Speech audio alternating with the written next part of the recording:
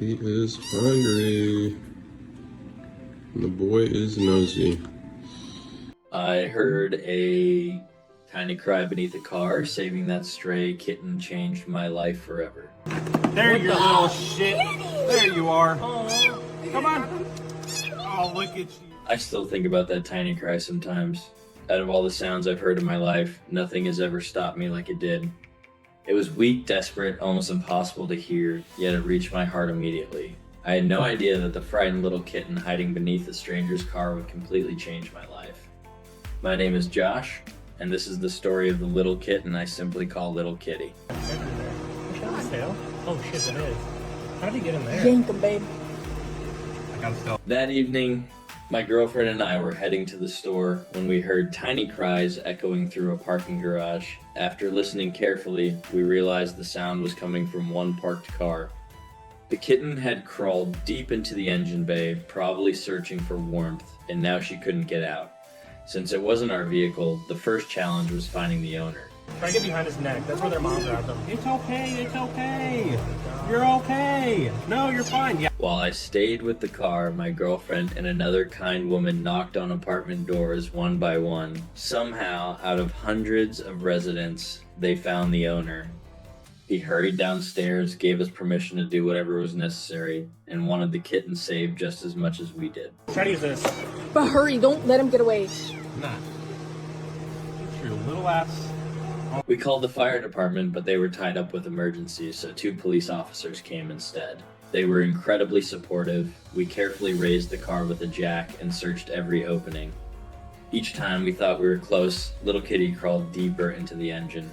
The rescue became more difficult than any of us expected. Over here. Come here. Oh my god. Oh my god. Nearly 4 hours passed. My hands were covered in grease, my knees hurt from the concrete, and people came and went, but none of us helping gave up. Every tiny meow reminded me she was still fighting. Finally, she crawled into a small compartment where I could gently reach her. I carefully lifted her out, and everyone around us cheered. Seeing her tiny, frightened face for the first time made every minute worthwhile.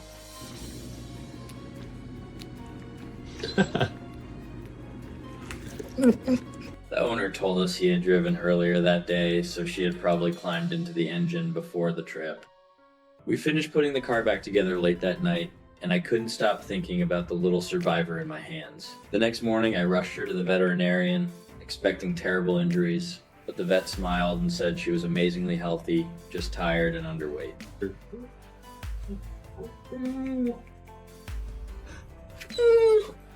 My biggest concern now was introducing her to my German Shepherd. I had always considered myself a dog person, and I worried such a tiny kitten might be scared.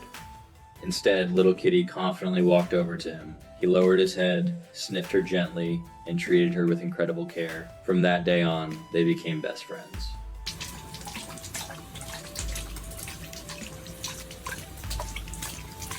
They played together, rested together, and waited for each other every day. Watching such a large dog protect such a tiny kitten reminded me that kindness isn't measured by size. Their friendship became one of the sweetest things I've ever witnessed and proved that love can appear in the most unexpected ways. Look at her, she's trying to go adventure already.